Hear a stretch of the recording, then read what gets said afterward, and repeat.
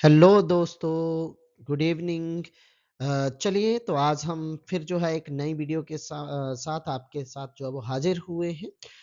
Class 12th के लिए ये जो है वो वीडियो है, जो कि आपके जो है वो 6 नंबर के पर्सपेक्टिव से आपका जो है इस चैप्टर से 6 नंबर का जो है वो आपका पेपर आने वाला है। सो इसी कोशिश को लेकर के मैं आपके सामने जो है वो आज फिर से जो है वो हाजिर हुआ हूँ। आई होप कि आपको जो है मेरी ये वीडियो पसंद आएगी। आप इस पर जो है वो लाइक, शेयर और आपके जो है वो कमेंट ज़रूर करना। सो आज का जो मेरा टॉपिक है मेरी वीडियो का वो है कंटेम्परेरी साउथ एशिया। सबसे पहले हम जो है कंटेम्परेरी साउथ एशिया की आपके मेन कॉन्सेप्ट की तरफ जाने से पहले हम जो है वो जानते हैं कि साउथ एशिया में जो है वो कौन-कौन सी कंट्रीज जो है वो आती हैं। आप सब लोगों को पता होना चाहिए वो कंट्री साउथ एशिया में इंक्लूड करी गई हैं जो हिमालयन माउंटेन के साउथ में लोकेट करती हैं। बेसिकली आप सब लोगों को पता है चाइना भी जो है एशिया का पार्ट है, म्यांमार एशिया का पार्ट है, आपका जो है वो बाकी सारी कंट्रीज भी एशिया का पार्ट है, बहुत सारी कंट्रीज है, बट स्टिल आपका जो है म्यांमार, चाइना जो है वो एशिया साउथ एशिया के पार्ट नहीं कंसीडर करे गए। क्यों? क्योंकि ये जो है वो आपका हिमालय से आपके जो है वो जो चाइना है वो नॉर्थ में लोकेट करता है, प्लस म्यांमार जो है वो आपका हिमालय से ईस्ट में बाहर चला जाता है, क्योंकि हिमालयन माउंटेन अरुणाचल प्रदेश में ऑलमोस्ट खत्म हो जाता है बच्चे। सो इन कंट्रीज के नाम है अफगानिस्तान, पाकिस्तान, इंडिया, नेपाल, भूटान, बांग्लादेश, श्रीलंका एंड मालदीव। ठीक है, these are the member nation of South Asia. चलिए हम चलते हैं पहले कंसेप्ट की तरफ। What is South Asia? South Asia है क्या? तो आपको पता होना चाहिए South Asia comprise India, Pakistan, Bangladesh, Nepal, Bhutan, Sri Lanka and Maldives, जिनकी जो है वो बेसिकली जोग्राफिकल जो लोकेशन है वो सिमिलर है, जिनकी हिस्ट्री ऑलमोस्ट सेम है, और जहाँ के जो कल्चरल प्रैक्टिसेस हैं, जो लोगों के द्वारा कल्चर को एक्सेप्ट किया जाता है, आपका जो है वो प्रैक्टिस किया जा रहा है, वो सिमिलर है। थोड़ा बहुत फर्क है, बाकी जो सिमिलर है। इसके अलावा despite these connection the region show political diversity. इस रीजन में बहुत सारी जो वो पॉलिटिकल डाइवर्सिटी भी देखने को मिलेगी बच्चे। इसी के साथ कई कंट्रीज में डेमोक्रेसी जो है वो आपकी फंक्शन कर रही है, और कई कंट्रीज ने मिलिट्री रूल आपका जो है वो एक्सपीरियंस किया है, और कई कंट्रीज ने जो है वो मोनार्कियल फॉर्म ऑफ गवर्नमेंट भी जो है वो आपकी फेस करी है, मोनार्कियल फॉर्म ऑफ गवर्नमेंट भी जो है वो आपकी लिव करी है। इसी के साथ आपका जो है वो कई कंट्रीज के बहुत अच्छे कॉपरेशन के साथ रिलेशनशिप है, ठीक है, आपस में बहुत अच्छे से मिलजुल करके रह रहे हैं। वहीं कुछ के साथ जो है वो आपस में कॉन्ट्राडिक्शन भी है, आपस में जो है वो आपकी बेसिकली प्रॉब्लम्स भी है। अफगानिस्तान एंड म्यांमार जो है वो आपके सम टाइम बॉर्डर डिस्कशन के थ्रू जो है वो आपका कहीं ना कहीं एक दूसरे से जुड़े नहीं है, पर फिर भी जो उनके बीच में कहीं ना कहीं प्रॉब्लम जो चलती रहती है बच्चे। चलिए हम बात करते हैं, जुल्फिकार अली भुट्टो जो है वो आपका लीडर बन जाता है बच्चे। ठीक है, देन क्या होता है 1977 में अगेन जो है वो जनरल जिया उल हक जो है वो आपका मिलिट्री कमांडर है, वो दोबारा से जो है वो आपके जुल्फिकार अली भुट्टो को रिमूव करके पावर जो है वो गेन कर लेता है, और अगेन पाकिस्तान में डिक्टेटरशिप जो है वो शुरू हो जाती है। जब आपका ये जिया उल हक जो है वो पाकिस्तान पर रूल कर रहा होता है, देन जो है वो वहां पर पब्लिक प्रोटेस्ट जो है वो बहुत कॉमन हो जाते हैं, और लोग डिमांड करते हैं कि पाकिस्तान में अगेन जो है वो डेमोक्रेसी को रिस्टोर किया जाए। अब अगेन 1988 में इलेक्शन होते हैं, और बेनजीर अली भुट्टो जो है वो पाकिस्तान के फिर से जो है वो नए लीडर बनते हैं बच्चे। ठीक है, एंड देन जो है वो आपका उसके बाद बेनजीर अली भुट्टो के बाद नवाज शरीफ जो है वो आपके नेक्स्ट लीडर बनते हैं, एंड अनटिल 1990 तक नवाज शरीफ जो है वो पाकिस्तान की गवर्नमेंट को लीड करते हैं बच्चे। अब 1999 में एक नया मिलिट्री कमांडर आता है जिसका नाम है जनरल परवेज मुशर्रफ। ये जो है वो आपका आपने इसके बारे में जो है वो 9th स्टैंडर्ड में भी पढ़ा है। ये जो जनरल परवेज मुशर्रफ है, ये पावर को सीज कर लेता है। वेरी सून 2002 में जो है ये आपका जो है वो अपने आप को प्रेसिडेंट ऑफ पाकिस्तान डिक्लेयर कर देता है, जो कि आपका टिल 2008 तक जो है वो काम करता है बच्चे। 2008 में जो है वो आपके पाकिस्तान में अगेन इलेक्शन होते हैं, और पाकिस्तान में बेसिकली जो है वो दोबारा से डेमोक्रेटिक गवर्नमेंट जो है वो एस्टेब्लिश की जाती है। बट अभी भी पाकिस्तान की जो सरकार है, पाकिस्तान में जो है वो मिलिट्री को सिग्निफिकेंस जो है वो दी जाती है। ये मिलिट्री का जो है इम्पोर्टेंट इन्फ्लुएंस जो है वो पावर में रहता है बच्चे। ठीक है? सो आपने जो है वो यहाँ से आपके जो जनरल आर्मी जनरल हैं उनके नाम याद रखने हैं और जो लीडर हुए हैं इनके नाम जो है वो याद रखने हैं, ये आपको पता होना चाहिए बच्चे। नेक्स्ट हम बात करते हैं क्यों पाकिस्तान में ये जो डेमोक्रेसी है ये वीक रही, या क्यों, क्या रीजंस हैं जो पाकिस्तान में जो मिलिट्री कमांडर्स हैं उन्होंने अगेन और अगेन जो है वो पावर को आपका अडॉप्ट किया। सो सबसे पहले जो है वो आपको पता होना चाहिए, सबसे जो मेन रीजन है, the military landlords and religious leaders are very powerful. Pakistan में जो मिलिट्री को ज्यादा पावर दी हुई है बच्चे। दूसरा आप लोग लिख सकते हो कि पाकिस्तान में जो जमींदार हैं या रिलीजियस लीडर्स हैं वो बहुत ज़्यादा पावरफुल हैं और उनको जो है वो स्पेशल प्रिविलेजेस पाकिस्तान में दी हुई है। दूसरा, इंडिया पाकिस्तान कॉन्फ्लिक्ट के चलते जो है वो आपका जो पाकिस्तान लीडर्स हैं वो आपका जो है वो, या पाकिस्तान के जो लोग हैं वो आर्मी को ज़्यादा सपोर्ट करते हैं, इसलिए आर्मी जो चीज़ बोल देती है लोग जो है उसको सपोर्ट करके एक्सेप्ट कर लेते हैं और आर्मी के अंडर जो है वो काम करने में उनको कोई प्रॉब्लम नहीं होती है बच्चे। नेक्स्ट है उसके अलावा जो वेस्टर्न कंट्रीज हैं जैसे यूएसए है, सपोर्ट करता है पाकिस्तान की मिलिट्री को, मिलिट्री रूलर को। ठीक है, और साथ ही साथ जो ये मिलिट्री रूलर्स रहते हैं ये आपके जो है वो टेररिज्म के नाम पे जो है वो दूसरी कंट्री के साथ लड़ते रहते हैं बच्चे। इसके बाद आपका जो है एक पॉइंट और है रिलीजियस फंडामेंटलिज्म, जिसमें जो है वो धर्म के आधार पर वहां पर जो है वो ज्यादातर रूल चलता है, ये जो रिलीजियस लीडर है उनको ज्यादा जो पावर दे दी जाती है। इसी के साथ पर फिर भी जो है वो पाकिस्तान में डेमोक्रेसी रिवाइव इसलिए हो पाई क्योंकि वहाँ के जो लोग थे, कुछ लोग थे वो ये चाहते थे कि पाकिस्तान में जो डेमोक्रेसी है वो जो है वो वर्क करती रहे, साथ ही साथ वहाँ जो प्रेस है वो थोड़ा सा जो है वो एक्टिव रोल प्ले करती है, या जो सिविक सोसाइटी है, जो पढ़ी लिखी सोसाइटी है वो एक्टिव रोल जो है वो प्ले करती है बच्चे। ठीक है, ये जो है वो रीजन है। सो नेक्स्ट जो है वो हम बात करते हैं बच्चे monarchy and democracy in Nepal की बच्चे। आपको पता है नेपाल जो है वो एक हिंदू किंगडम है जो कि आपका जो है वो काफी लंबे टाइम तक आपका जो है वो राजा के अंतर्गत काम करता रहा है और राजा ने वहां पर जो है वो अच्छी खासी पावर जो है वो होल्ड कर रखी थी बच्चे। अब क्या हुआ वहां पर जो है वो पब्लिक डिमांड करने लगी 1990 के टाइम पे कि वहां पर जो है वो आपका पॉलिटिकल पार्टीज हो और डेमोक्रेटिक सिस्टम हो, वो जो है वो एस्टेब्लिश किया जाए। तो वहां उसके लिए जो मास मूवमेंट जो है, मास प्रोटेस्ट, ज्यादातर लोग जो प्रोटेस्ट करने लगे बच्चे।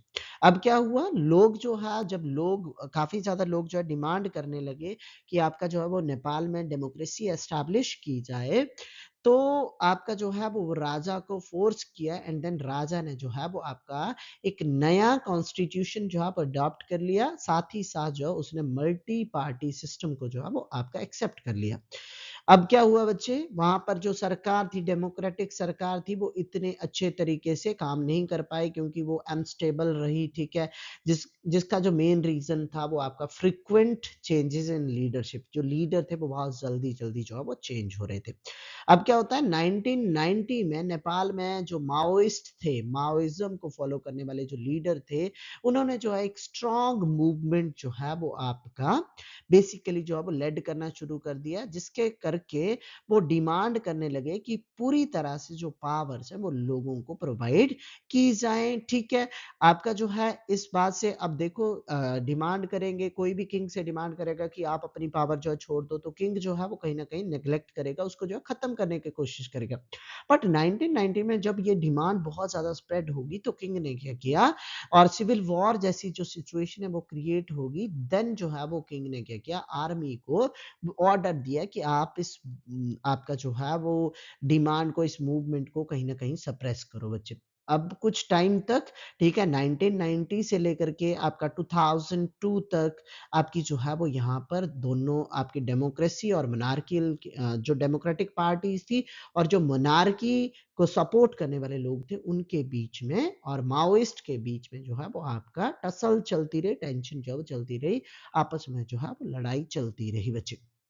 2002 में क्या करते हैं, जो किंग है उसको जो है वो डिसमिस कर दिया जाता है और आपका जो है वो सरकार अपने पास पूरी पावर जो है वो होल्ड कर लेती है, ठीक है। जहां पहले जो है एक लिमिटेड डेमोक्रेसी काम कर रही थी, राजा के अंडर कंट्रोल डेमोक्रेसी काम कर रही थी, अब वो खत्म हो गया एंड देन जो है वो आपका नेपाल जो है वो फुल डेमोक्रेसी बन गया बच्चे। अब क्या हुआ, एक मैसिव बहुत ज्यादा लार्ज नंबर में जो है वो डेमोक्रेसी मूवमेंट जो है वो चला, जिसको जो है वो 7 पार्टी अलायंसेस ने जो है वो लेड करा, ठीक है। माओइस्ट एंड सिविल सोसाइटी ने फोर्स किया कि आपका किंग को जो है वो रिस्टोर किया जाए पार्लियामेंट में, बट ये जो 7 पार्टी अलायंसेस थी इन्होंने रिफ्यूज किया।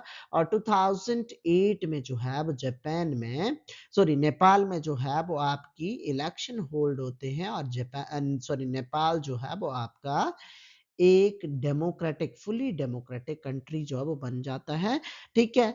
अब जो है वो एक और बाद में 2015 में नेपाल जो है वो अपना नया कॉन्स्टिट्यूशन बना करके आपका जो अभी साउथ एशिया में एक डेमोक्रेटिक कंट्री के फॉर्म में वर्क कर रहा है। और इसके साथ ही आपको सिचुएशन ये भी पता है कि अभी जो है 2025 में जन जी जनरेशन ने जो है वो नेपाल में तख्ता पलट कर दिया था, जिसमें केपी ओली की सरकार को गिरा दिया था और उसकी जगह आपकी जो है वो नई सरकार जो है वो बनी है इन नेपाल में बच्चे। और अभी भी प्रोटेस्ट जो है वो चल रहा है, तो आप लोग जो है इस टॉपिक के साथ थोड़ा सा अवेयर हो जाना, क्योंकि ये इंपॉर्टेंट बनता है, न्यूज में था तो कहीं ना कहीं एग्जामिनर का ध्यान जो है वो अपनी और ये आपका जो है वो करेगा, खींचेगा ही खींचेगा बच्चे। नेक्स्ट है ethnic conflict and democracy in Sri Lanka की बात करते हैं।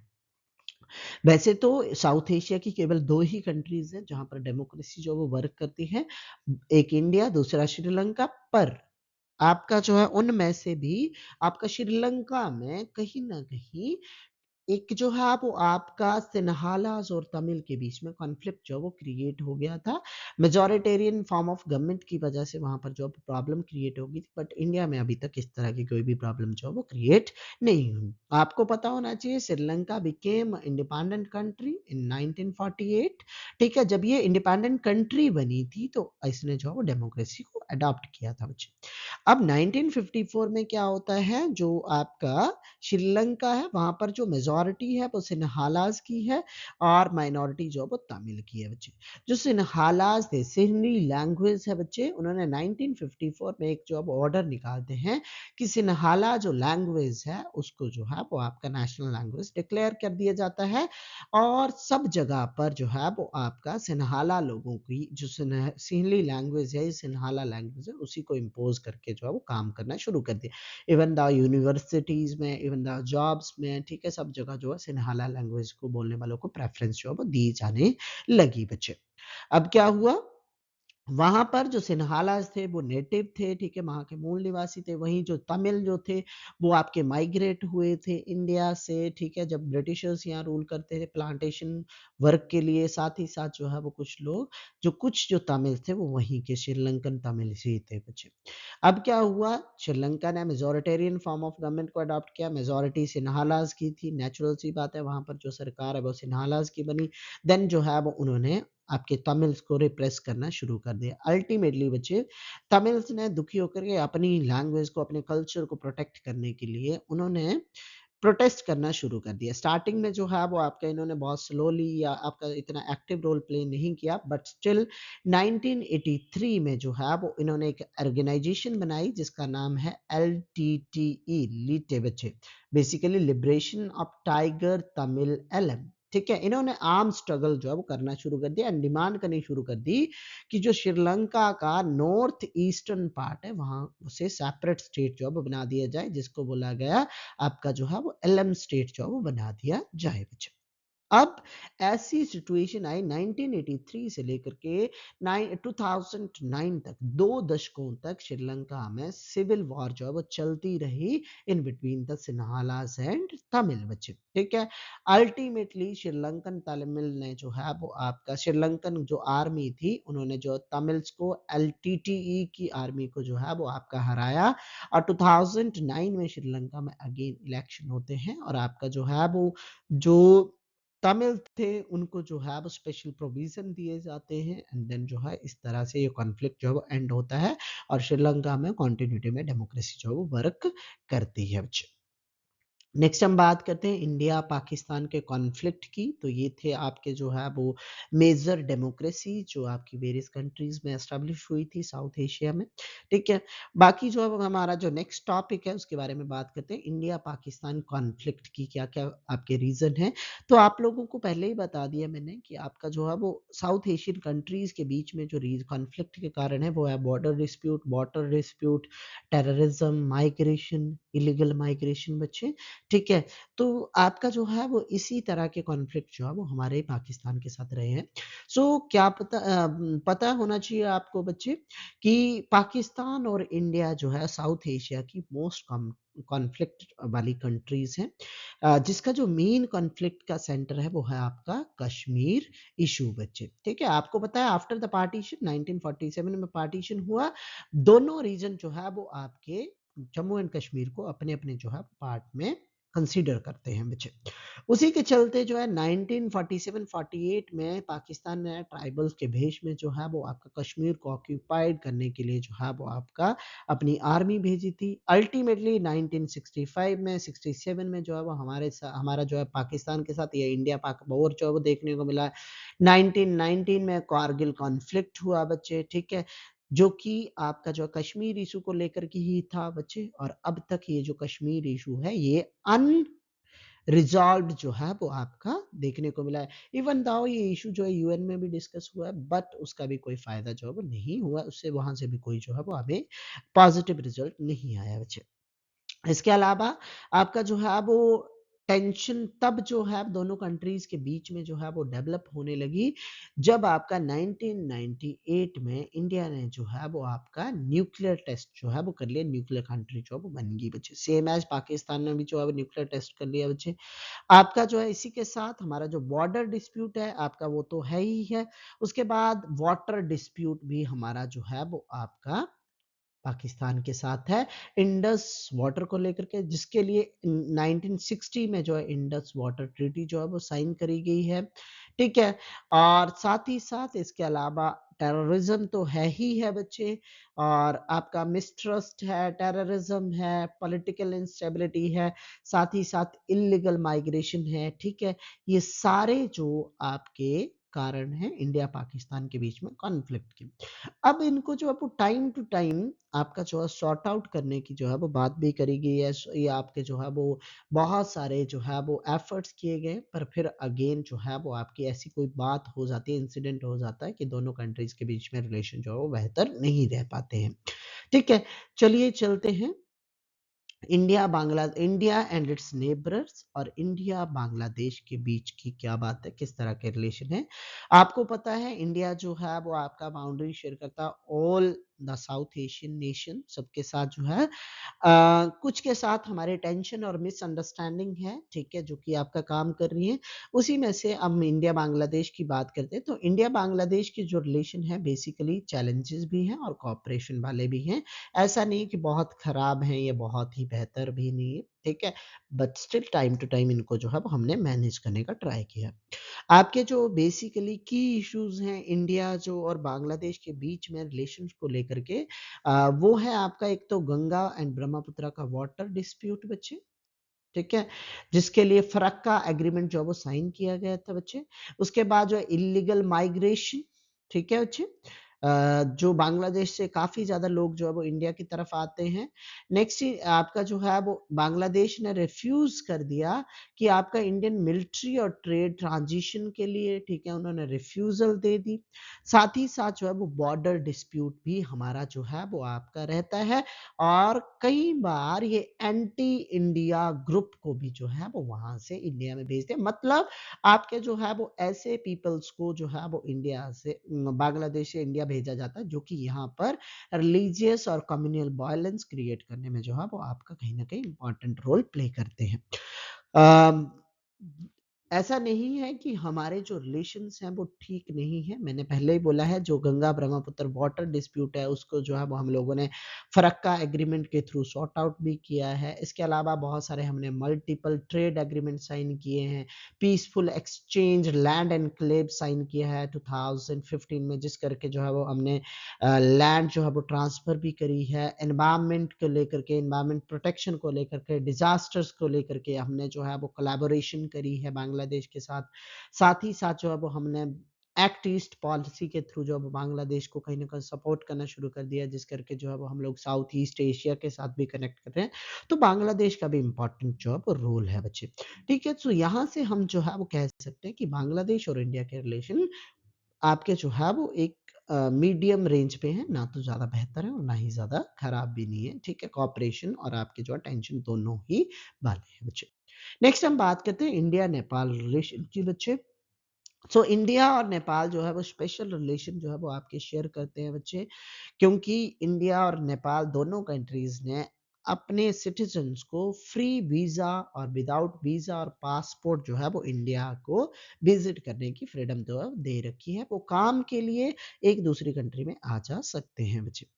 इसके अलावा जो है अब हम लोग बात करते हैं, इंडिया जो है वो बेसिकली वेरी करता है नेपाल की ग्रोइंग टाइज विद चाइना। कहीं ना कहीं जो है कई बार क्या होता है, बीच में कुछ एक ऐसा टाइम आया था जब नेपाल जो है वो चाइना की तरफ ज्यादा अट्रैक्ट हुआ था। तो इंडिया और आपके जो है नेपाल के रिलेशन कहीं ना कहीं जो है वो आपका बेसिकली जो है वो खराब हुए थे। और इसी के साथ कई बार नेपाल को जो है वो ऐसा लगता है कि इंडियंस और इंडियन गवर्नमेंट जो है वो ज़्यादा नेपाल के इंटरनल अफेयर्स में इंटरफेयर कर रही है, बट ऐसा जो है वो नहीं था। ठीक है, अल्टीमेटली जो है उन्होंने कुछ टाइम के लिए जो है वो इंडिया के साथ जो अपने रिलेशन थे वो थोड़े से कहीं ना कहीं हमारे बिटर हो गए थे। इसके अलावा वाटर जो है वो शेयरिंग डिस्प्यूट है, हमारा ट्रेड रूट को जो है वो लेकर के भी डिस्प्यूट है। ठीक है, नेपाल के साथ कभी कभी जो है वो हमारा हो जाता है अनबन बच्चे। उसी के साथ इनके अलावा दोनों कंट्रीज में स्ट्रॉन्ग कल्चरल लिंक भी हैं, ट्रेड लिंक भी हैं। इंडिया जो है वो वहाँ पर हाइड्रो इलेक्ट्रिक प्रोजेक्ट जो है वो आपका लगाने में हेल्प कर रहा है। और आपका जब नेपाल ने, ये उस टाइम की बात है जब नेपाल में मोनार्कियल फॉर्म ऑफ गवर्नमेंट थी, ये आपका जो है वो बेसिकली कॉन्स्टिट्यूशनल मोनार्की ना होकर के कॉन्स्टिट्यूशनल मोनार्की जो वो वहाँ पर काम कर रही है उस टाइम की। बट जब से आपका नेपाल में डेमोक्रेसी आई है तो उसके बाद इंडिया और नेपाल के रिलेशन जो बेहतर हो गए हैं बच्चे। नेक्स्ट हम बात करते हैं इंडिया श्रीलंका की। तो इंडिया श्रीलंका का जो मेन कंसर्न है, इशू था रिलेशन को लेकर के, वो था आपका तमिल्स के राइट्स का और आपका जो है सिन्हाला तमिल का जो इशू था वो जो है वो आपका उसके करके जो है वो दोनों के बीच में कहीं ना कहीं कॉन्फ्लिक्ट जो है वो क्रिएट हुआ था। ठीक है, जिसमें से 1987 में इंडिया ने जो है वो आपका पीस अकॉर्ड भी साइन किया था, जिसके थ्रू जो इंडिया ने पीस कीपिंग फोर्सेस जो है वो आपकी श्रीलंका में भेजी थी। बट ये मिशन फेल हो गया, जिस करके दोनों के बीच में मिसट्रस्ट जो है वो आपका क्रिएट हो गया। बट अगर हम अभी की बात करें तो इंडिया और श्रीलंका में फ्री ट्रेड एग्रीमेंट है, जिस करके जो है दोनों कंट्रीज के जो इकोनॉमिक रिलेशंस हैं, इकोनॉमिक टाइज हैं, वो बहुत ज़्यादा स्ट्रांग हैं बच्चे। इसी के साथ इंडिया जो उनको टाइम टू टाइम जो है वो एड प्रोवाइड करता है। जैसे 2004 में सुनामी आई थी तब भी इंडिया ने फाइनेंशियल हेल्प दी थी। इसी के साथ जो है वो आपकी कुछ एक अगर हम टेंशन की बात करें तो वो पास्ट में थी। अभी जो है वो दोनों कंट्रीज के बीच में रिलेशन जो है वो स्ट्रांग देखने को मिल रहे हैं मुझे। नेक्स्ट हम बात करते हैं इंडिया भूटान रिलेशन की बच्चे। इंडिया और भूटान के बीच में जो रिलेशन है वो बहुत वार्म, बहुत अच्छे और फ्रेंडली हैं बच्चे। इंडिया भूटान को जो है सपोर्ट करता है, उसको जो डेवलपमेंटल एड देता है, हाइड्रो इलेक्ट्रिक प्रोजेक्ट वगैरह बनाने में जो हेल्प करता है। भूटान इंडिया की हेल्प करता है मिलिटेंट ग्रुप को, बेसिकली जो आपके नक्सलिज्म हमारे जो नॉर्थ ईस्ट में चलता है उसको जो है वो आपका रिजॉल्व करने में हेल्प करता है। साथ ही साथ हमारी सिक्योरिटी में भी हेल्प करता है। साथ ही साथ अगर हम इंडिया की बात करें तो आपका जो मैक्सिमम इंपोर्ट है भूटान का, वो जो है वो आपका इंडिया के एकमात्र जो आपकी बेसिकली अगर हम बात करते हैं कि सी पोर्ट है कोलकाता से जो है वो वहाँ से ट्रांसफ़र होता है। दोनों कंट्रीज़ के बीच में जो है वो बहुत बेहतर रिलेशन जो है वो आपको देखने को मिलेंगे बच्चे। वहाँ जो इन दोनों कंट्रीज़ के बीच में ऐसी कोई टेंशन वाली जो है वो बात नहीं देखने को मिलेगी बच्चे। नेक्स्ट हम बात करते हैं इंडिया मालदीव रिलेशंस की। तो आपको पता होना चाहिए मालदीव जो है हमारा सबसे सदर्न मोस्ट का आपकी नेबरिंग कंट्री है, आइलैंड कंट्री है, ठीक है। दोनों के बीच में कॉर्डियल और कोऑपरेटिव रिलेशन है। 1988 में इंडिया जो है वो हेल्प करी थी मालदीव्स को, बेसिकली जो है वहाँ पर आपका जो है वो मिलिट्री कूप ने राइट करने का अपना जो है वो एक्वायर करने का, पावर एक्वायर करने का ट्राई किया था, तो इंडिया ने जो वहाँ पर हेल्प करी थी। इंडिया जो है वो इकोनॉमिक डेवलपमेंट में, टूरिज्म में, सिक्योरिटी में आपका जो है वो मालदीव को ऑलवेज जो सपोर्ट करता रहता है, असिस्ट जो है वो करता रहता है बच्चे। नेक्स्ट हम बात करते हैं peace and cooperation in South Asia, जिसका हम सार्क के थ्रू भी बोल देते हैं। तो आप लोगों को पता होना चाहिए कि despite of many conflict and disagreement, बहुत सारे इश्यूज होने के बावजूद भी, डिसएग्रीमेंट होने के बावजूद भी, बेसिकली जो है वो ये जो साउथ एशियन कंट्रीज है ये आपका कोऑपरेशन और फ्रेंडली रिलेशन को जो है आपका कहीं ना कहीं इम्पोर्टेंस देती है। जो हम लोग एक बेहतर स्टेप्स जो है वो मान सकते हैं कि आपका जो है वो रीजनल कोऑपरेशन के लिए इन कंट्रीज ने लिया है, वो है आपका फॉर्मेशन ऑफ सार्क, ठीक है। आपको पता होना चाहिए सार्क जो है वो south Asian association for regional cooperation आपकी जो फुल फॉर्म है। ये आपके जो है वो 1985 में जो एस्टेब्लिश करी गई थी, जिसका मेन काम जो था वो आपका पीस एंड कोऑपरेशन जो है वो आपका क्रिएट करना, जो साउथ एशियन नेशन है। अब इसके मेंबर जो कंट्रीज हैं साउथ सार्क की, वो है आपका India, Pakistan, Bangladesh, Sri Lanka, Nepal, Bhutan and Maldives. But in 2007, Afghanistan also joined the SARC बच्चे। इसका जो मेन एम है उस ऑर्गेनाइजेशन का, वो है आपका रिलेशनशिप स्ट्रॉन्ग करना, इकोनॉमिक पर्सपेक्टिव से, सोशल पर्सपेक्टिव से, कल्चरल पर्सपेक्टिव से, और इन सारे एरियाज में कोलैबोरेशन के साथ जो है वो आपका डेवलपमेंट इंश्योर करना है बच्चे। इसके साथ ही इन्होंने साफ्टा भी जो है वो आपका साइन करा है बच्चे, ठीक है। इन 2004 सार्क कंट्री ने जो है वो आपका साफ्टा साइन करा था, बट ये जो इफेक्ट में आया है वो 1 जनवरी 2006 को इफेक्ट में आया। साइन ये हो गया था 2004 में, अगर आपसे साइन पूछा जाता तो 2004 में, बट अगर हम बोले कि इफेक्ट में काम करना कब शुरू किया तो 1 जनवरी 2006 को इन्होंने जो साइन किया। और इस साफ्टा को बनाने का बेसिकली क्या जो है वो मेन आपका पर्पस था, आपका to reduce the trade barrier. जो आपकी ये साउथ एशियन कंट्रीज हैं उनमें जो आपका जो है वो वेरियस कंट्री ने बहुत सारे जो है लाइसेंस सिस्टम और ये सारी प्रोसीजर जो अडॉप्ट कर रखे थे कि दूसरी कंट्री से ट्रेड वगैरह करने के लिए बहुत सारे टैक्सेस वगैरह इम्पोज कर रखे थे, तो उनको जो है वो खत्म करने से के बारे में जो है वो बात करी गई थी। और साथ ही साथ फ्री ट्रेड जोन जो है वो एस्टेब्लिश किए गए साउथ एशिया में, जिसके थ्रू जो है वो फ्रीली आपकी इन कंट्रीज में जो मेंबर कंट्रीज है वहां पर जो वो ट्रेड कर सकते हैं without any limitation, without any trade barriers बच्चे। अभी जो है वो क्या क्या चैलेंज फेस कर रहा है सार्क बच्चे। एक तो पॉलिटिकल टेंशन है वेरियस कंट्रीज के बीच में, स्पेशली जो है इंडिया और पाकिस्तान में बच्चे, ठीक है, जो कि कहीं ना कहीं जो है वो आपका सार्क की सक्सेस को भी जो है वो स्लो कर रहा है। क्योंकि आपको पता होना चाहिए अगर हम साउथ एशियन कंट्रीज की बात करें तो पाकिस्तान और इंडिया जो है वो मेजर कंट्रीज है। तो अगर इन दोनों के बीच में टसल चलती रहेगी, जब तक ये टसल चलती रहेगी, ऑटोमेटिकली जो सार्क की प्रोग्रेस है वो आपकी कम रहेगी। उसी के साथ जो स्मॉलर कंट्रीज है उनको ये डर रहता है कि इंडिया जो है वो बेसिकली डोमिनेट करने के ट्राई कर रहा है, बट ऐसा कुछ नहीं है, through the free trade agreement और थ्रू द मार्केट बच्चे। उसके बाद है India feel that regional trade and peace would benefit everyone what progress has been slow.